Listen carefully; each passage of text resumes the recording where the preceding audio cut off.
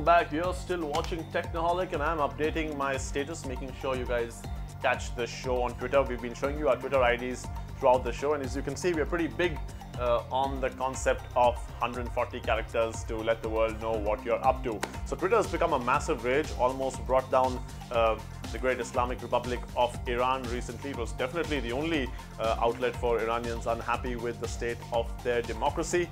How did a regular Web 2.0 social networking tool become so very big? Well, these things just happen in the big bad world of the internet. But anyway, Prashant Rajkoa from the brand equity team was in Cannes recently for the big Cannes Lions Festival, and there he managed to catch up with Biz Stone, a co-founder of Twitter, and run a few questions by him. Let's have a look at that exclusive interview. And Biz, Yes. thanks so much for making time. Why 140? Well, that's an easy answer. The international limit on text messaging is 160, and we needed to reserve room in front of every tweet for the person's username. So we standardized on 140 so there would always be room for the name in front of the tweet. That was literally, it's as simple as that. That's simple, yep. There have been a number of sort of offshoot of Twitter, websites and portals that happened, apps, Yep. okay, be it Yep. the apps that you can use in order to tweet, as well as apps like TweetPic, Yep. URL shorteners that became really sort of useful where Twitter's 140 was concerned. Are there any apps that you guys came across that said, damn, I wish we had got onto that, I wish we had started that along with Twitter? You know, the thing about the apps that's so great is that they really extend and make Twitter have so much more variety. One app that we actually ended up acquiring was a service called Sumeyes, which had built a Twitter search engine long before we were able to get to it. So in that regard, the answer is yes, and they joined our company. So they were a wonderful acquisition, not just because the app was so great, but because the team was wonderful, and they really added to our culture and made Twitter smarter.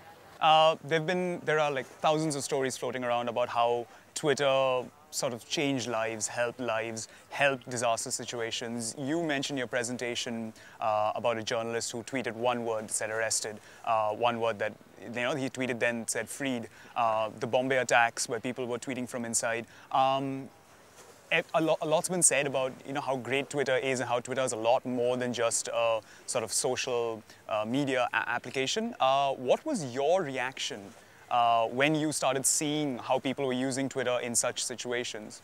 And what's like your top three sort of, these I think, I was most impressed with, or these I rank as the most amazing, the most out there uses of Twitter that you saw?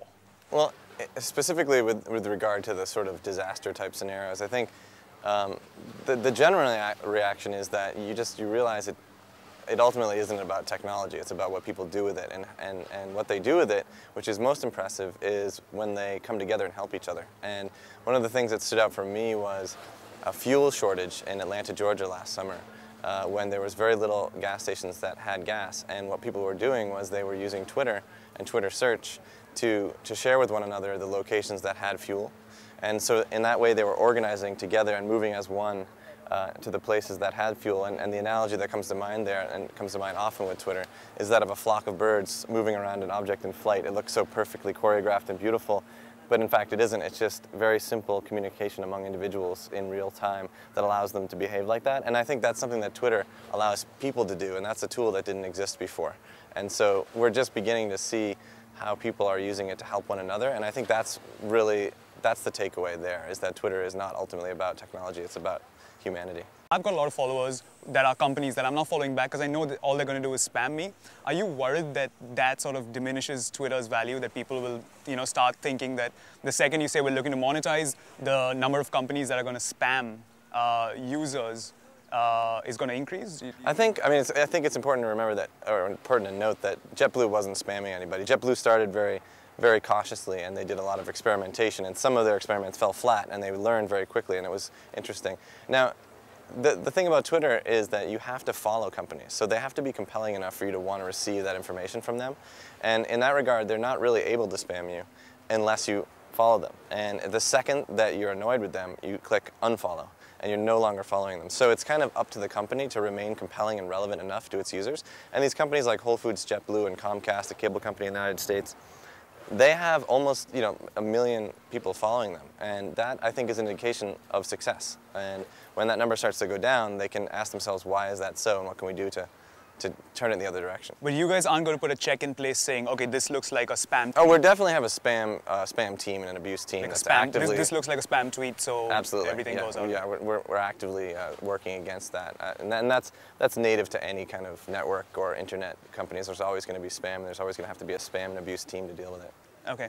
Last question: is it Twittering or is it tweeting?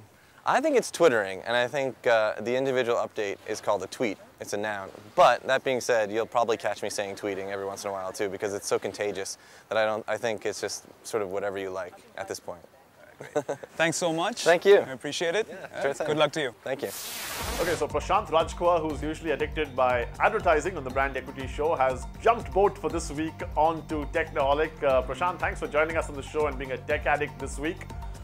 What was Biz Stone, the co-founder of Twitter, doing at Cannes in the first place? Well, Abhi, the thing with Cannes this year is that a lot of the sessions centered around the importance of digital advertising and how important it is for companies and advertisers to get onto internet advertising and marketing in a serious way. And the thing is with Twitter is that nobody can actually say in a definitive way that they've mastered the platform. So they figured it would be a good idea to get Biz down himself and have him explain what he thinks would be a good way to use Twitter. So he starts the session with asking people, you know, how many in this room use Twitter?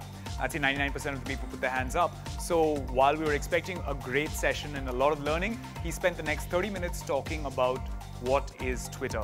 So to answer the question, what was he doing at Cannes? I still don't have a clue. Right, Prashant Rajkua, thanks so much for joining us and jumping both this week from Brand Equity onto Technoholic with that exclusive interview of Biz Stone. And we've got a bit of a